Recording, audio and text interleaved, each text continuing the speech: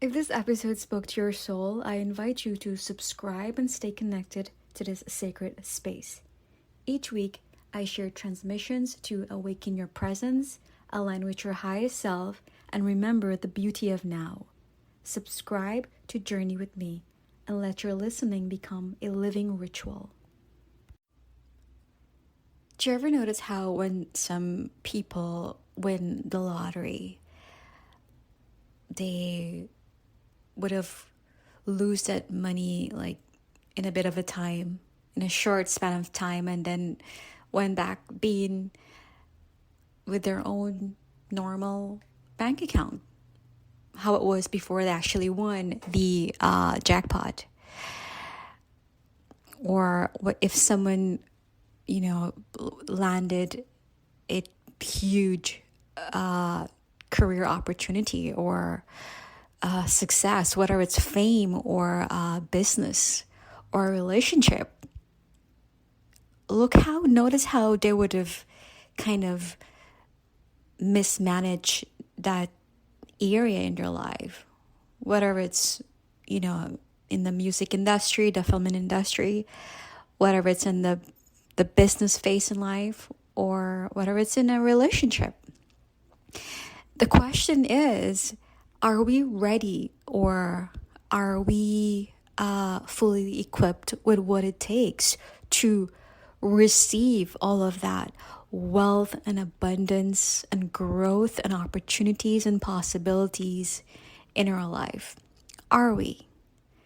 And we often tend to look at opportunities and possibilities and success from afar, and then we say to ourselves, having this inner conversation, I can't wait for when I win the lottery, or I can't wait to get this huge gig.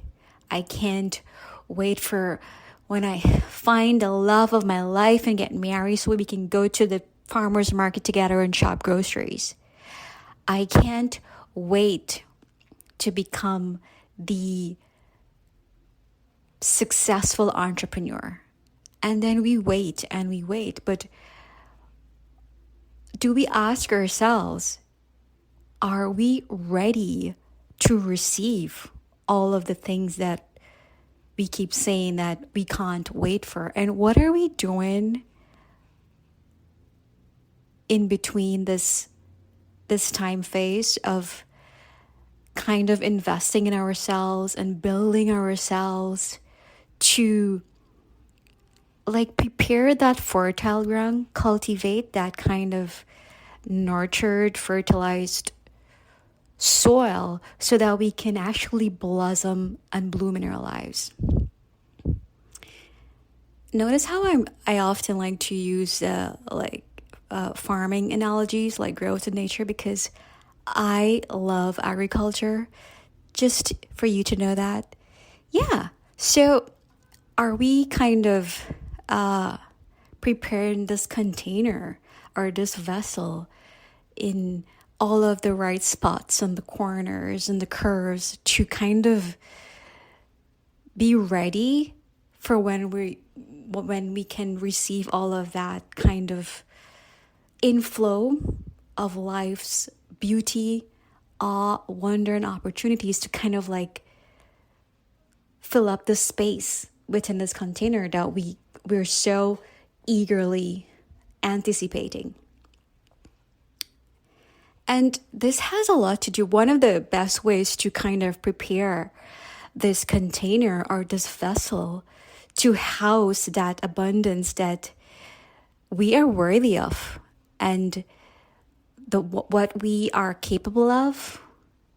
One of the best practices that we can do in preparation for the wealth and abundance, our inherent wealth and abundance, is having a disciplined daily routine or a spiritual practice. And I'm often asked how can one prepare the space and the time for a daily routine when we have all these responsibilities. We have the kids, we have schools, we have the traffic, we have our bosses, we have businesses. Yes, but also we have our greater sense of self. We have our highest self. We have our potentials and our dreams. And we also have to make that space in our everyday routine to nurture that innate sense of self. I mean, think about how many time we spend on screens. How many times do you spend on your cell phone? How many times do you stare at the television or your laptop? When we're at work, we stare at screens. We come home, we stare at the television. We stare at the cell phones. And if you're going to tell me that how is it can I find a time for a daily spiritual practice, yet I can find time to stare at the screens, but, mindless scrolling. We're all guilty of that. Mindless scrolling. That is a time that you can take to invest in your daily spiritual practice. And, when someone discusses the importance of a daily spiritual practice or a mindfulness practice, we kind of have these mental images starting to conjure up in the mind about, you sitting in calm, in a lotus pose and your eyes closed and you're like serious, focused. No, that's just one way of applying spirituality in your life through the tool of meditation.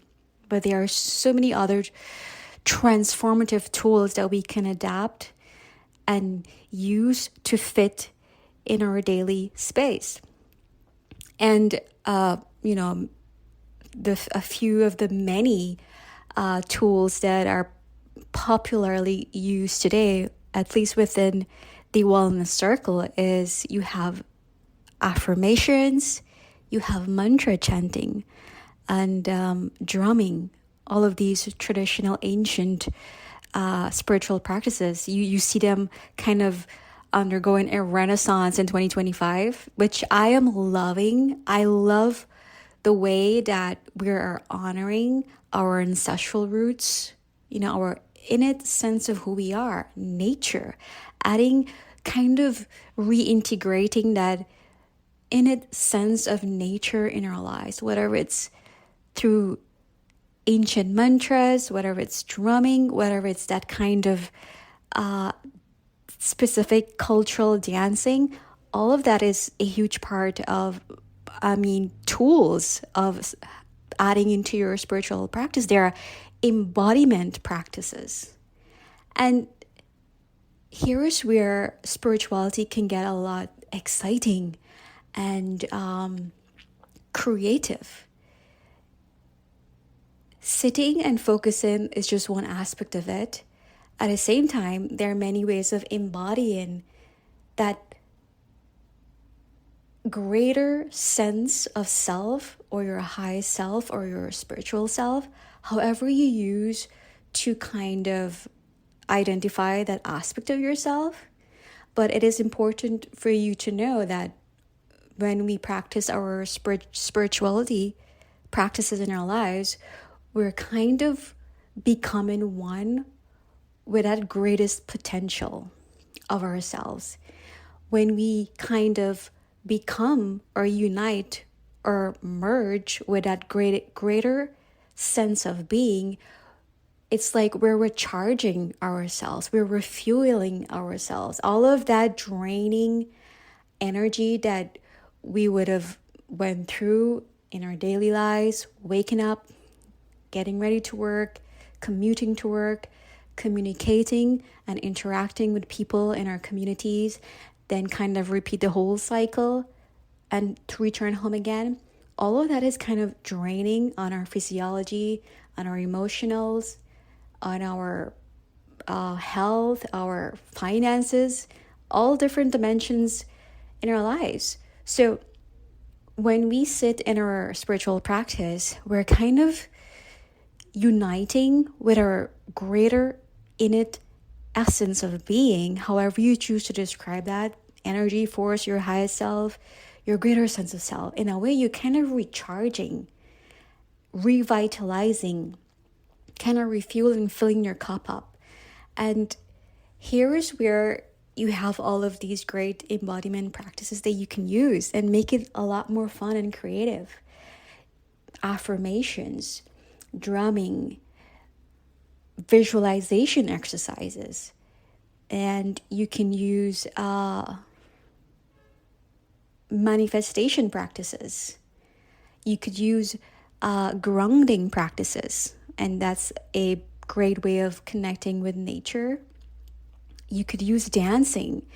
Dancing is such a great way of kind of expressing your body. Do you notice, especially in this cultural kind of folk dancing, whether it's Chinese or Asian or Indian, the kind of art form that they use, the costume and the expression, it's like they're dancing with all parts of their bodies, their hands, their feet, their nose, their eyes. They're so expressive, but that is the way of a kind of moving and that kind of energy within your body. It's almost like that kind of that Chinese culture, maybe it's Qi it's called. It almost looks like a dancing practice. I mean, a fighting kind of practice, close like karate but slower. But that is a spiritual practice, is an embodiment practice. It's like you're controlling the flow of energy within your body and kind of just re-energizing it again with its freshness of essence. That's why it's mostly found in this space in nature. So we're kind of like I talked about in a previous episode, where everything on this planet has its unique energy field. So when we can have our practices at least once in a while done in outer space, in nature, we kind of like benefiting from that energetic magnetic field of nature. So we kind of grab on some of that pure, essential, good vibrational frequency. And at the same time, we're lending some of our energy field onto that particular tree. So we all benefit from each other, whether it's the earth, whether it's the ocean, anything, whether it's a person sitting right next to you. So finding the time to apply your daily practice is an incredible, healthy, and fun and creative and exciting way of just spending that time with yourself.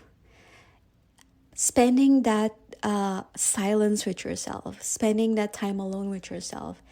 And there is so much that comes out from that space and from that silence, because when you look at it, throughout the day, we're using all of our senses. Eyes, we're hearing, we're smelling, we're tasting, we're touching. And it can become like a traffic jam. And when we are just constantly using up all of this energy in these, remember that's a lot of energy. Sensing from the different parts is using up a whole lot of energy. And that alone, just looking at something and hearing at something, just the contents that we consume in everyday moments, whether the news, listen to a conversation, or learning something, it takes a lot of energy. And what that is also doing, it's draining us. So when we have that time alone sitting in our spiritual practice, it's a great way to sit and rejuvenate all of that energy. And it is so important to at least have 5 minutes of silence in your day, whatever you consider meditation, whatever you're driving to work, and that is the only way that you can use You can use your commute from home to work as a meditation practice. When you're sitting or driving in your car or whatever you're using public transportation, that's a moment for you to sit in silence. Never mind what's happening around you. That's a great opportunity to discipline your attention and focus in on whatever it is that you think that will guide you in kind of just focusing on one thing at a time for that moment. That is the purpose of meditation, to kind of focus your attention on an object. When we focus our attention on something, it's kind of we're disciplining the mind to just stop its chattering, its non-stop chattering. And as we keep doing that, the mind is going to start thinking, oh, she's not paying attention to me. I'm just going to go my way. That is the point where we want to reach. So, but if you were a beginner, some person can just naturally just like take a few minutes and then they can just be totally calm. But for beginners, it is advised for you to, you could use a mantra to focus on, or a word or a sound, or just kind of focus on your breath, inhalations and exhalations. And as you keep doing that, the power within you holds how long you can, dictates how long you can focus on that inhalations and exhalations, without wandering. I mean, your mind is going to wander within like 5 times within that minute. But every time it wanders, bring your focus back to your breath or your mantra, or you have like a symbol in your mind. Just bring it at the front of your mind and focus your mind on that image, whatever that image is. If it's a mental, if it's an archetype, whatever it's a favorite flower, a favorite person, you focus your mind on that. And that kind of way, you're kind of putting all your attention there, which has the power to kind of lower the volume of that inner chatter. And that is what we want. And every time you do that, yes, your mind is going to wander, but then you bring it back. So that is the practice right there. Bringing back your wandering mind every time to that focus point of attention. And when we do that every day, whether it's 5 minutes every day, whatever you have the time to go to sleep, the power lies in the repetition of bringing your mind back to that focus point whenever it chooses to wanders. And if we keep doing that, like days after days, weeks after weeks, month after month, you would have created a new neural circuitry in your brain, which will kind of strengthen that pathway to being more focused, being more calm, and just being more energized and opened, and not so draining all of the time, because you would have created that experience within your daily practice to focus your attention on this one thing at a time.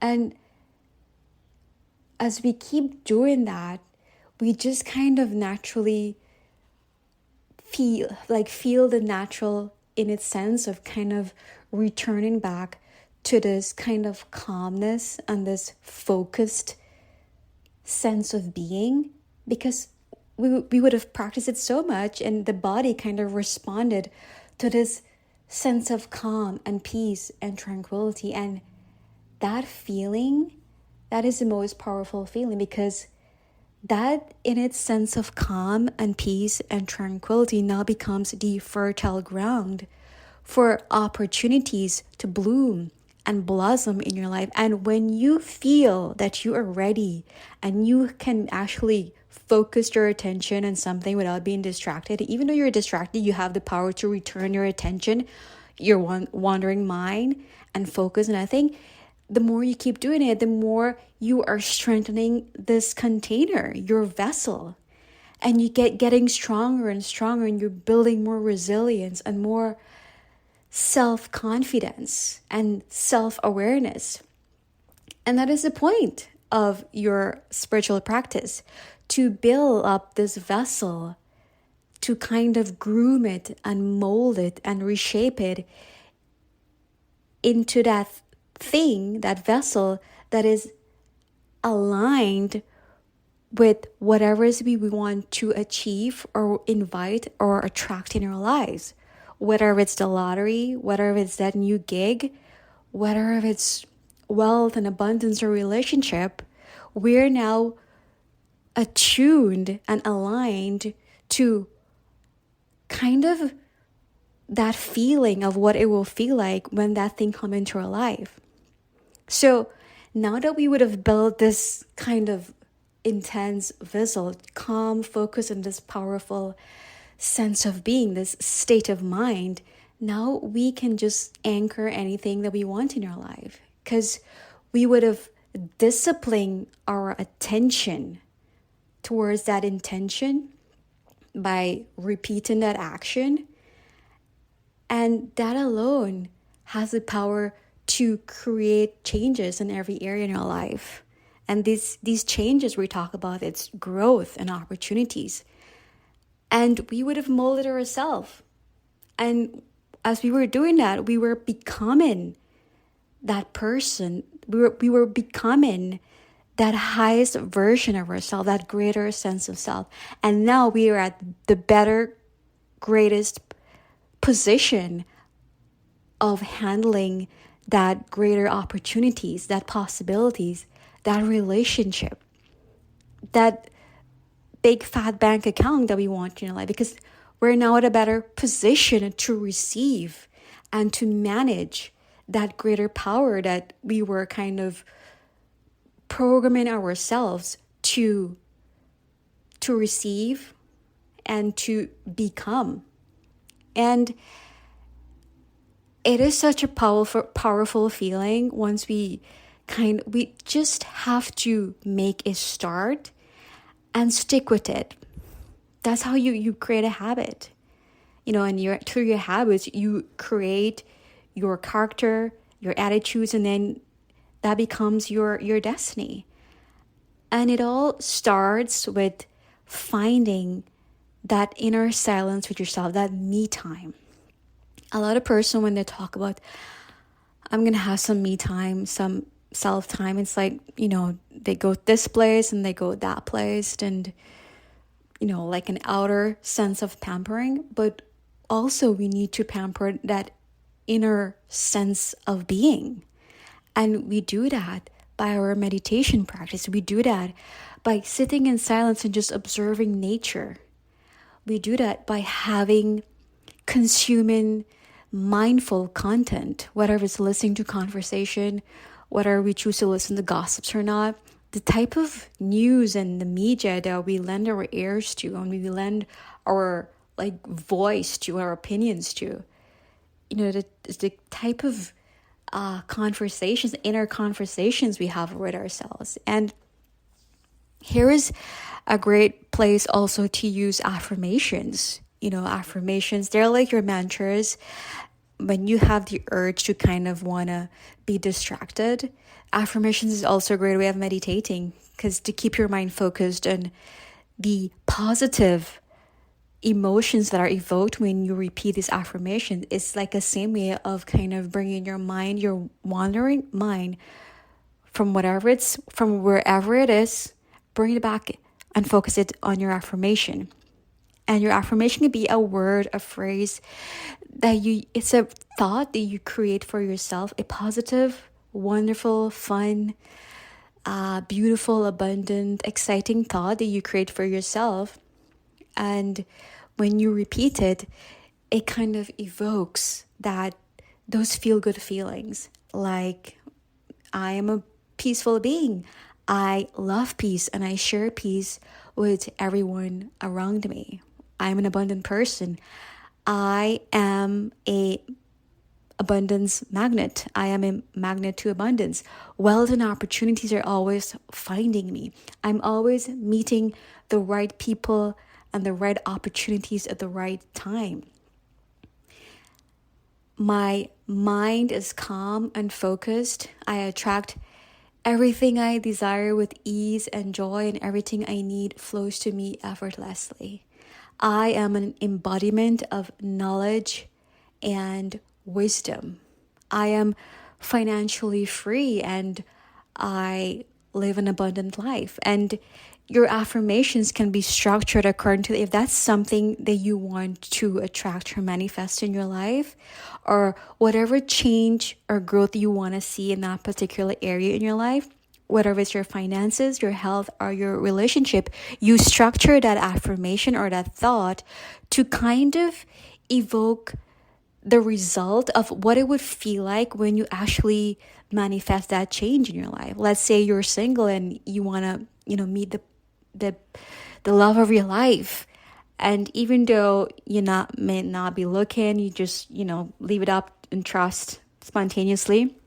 You can practice these positive affirmations, which kind of raise your vibration, your vibrational frequency, and keep you in that positive mood and that positive in it heightened state. So you could repeat affirmations like, I am grateful for the deeply fulfilling relationship with my perfect partner, and I love the way I feel. I feel safe and warm with them in my life. You kind of want to focus on how you would feel when you would have manifested these changes in your life.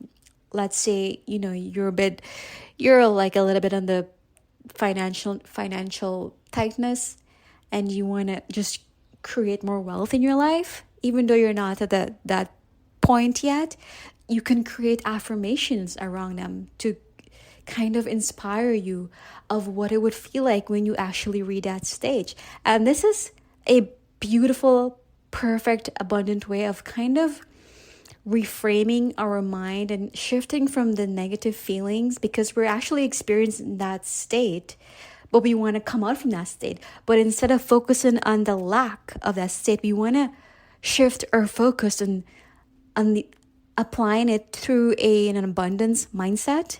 So we create these thoughts and kind of align us with the feeling of what it would feel like when this change actually happened in our life.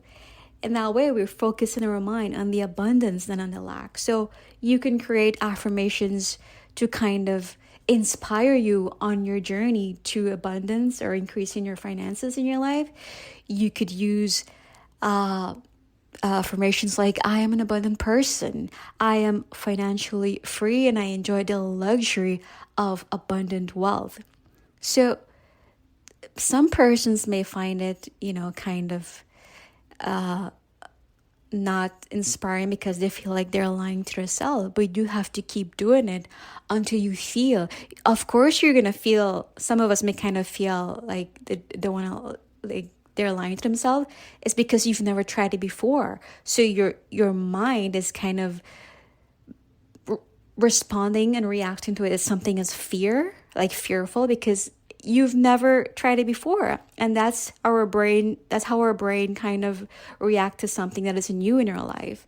It treats everything as a fear. Everything that is new, it responds to it as fear because it wants to keep us safe. That's how it was molded since evolutionary times, to keep us safe.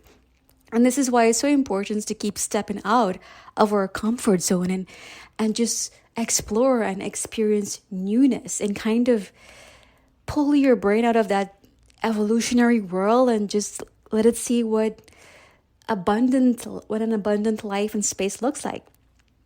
And the more you keep repeating these affirmations, you are kind of rewiring your neural circuitry and create an alignment with that experience of wealth and abundance and love and relationships, whatever it is that you want to manifest in your life. And there's so much scientific research in these fields of mindfulness practices or spiritual practices that has been like helping people in so many areas in their lives, whether it's from war, whether it's from health or traumas, anything really. And you just have to try. That's all it takes, to try something. Yes, so I hope this kind of inspire you to have your silent moment, your sit in silence with yourself, and kind of give yourself that opportunity to recharge and adapt and mold yourself into your greater innate sense of being. You are worthy of so many things in your life. You have so much inheritance in your life, but we have to keep training and building our sense of self to kind of shape this vessel or this container in such a position that we are able to receive all of this joy and this bliss in our life, and build the resilience and the confidence and the power to use these abundance which are inherently ours to have. But we have to become that kind of person to maneuver this kind of wealth and wisdom and knowledge and growth and opportunities. And it all starts with finding the time in your daily spiritual practice, your daily routine, or your rituals, however you want to choose it, and dedicate and discipline your time in silence and rejuvenate yourselves. I hope you've enjoyed this episode, and if you do, share a review, share it with someone else who need this kind of oomph in their life, and give us a rating. Your response and your feedback kind of raise the vibrational frequency of our podcast, and which gives it the opportunity to reach a wider audience. In that way, we can all blossom and bloom together. I love you. See you next time. If this space has nourished you, I'd be so grateful if you'd leave a review or share this episode with someone who's ready to receive. Your presence here is part of the blessing. Thank you for walking this path with me.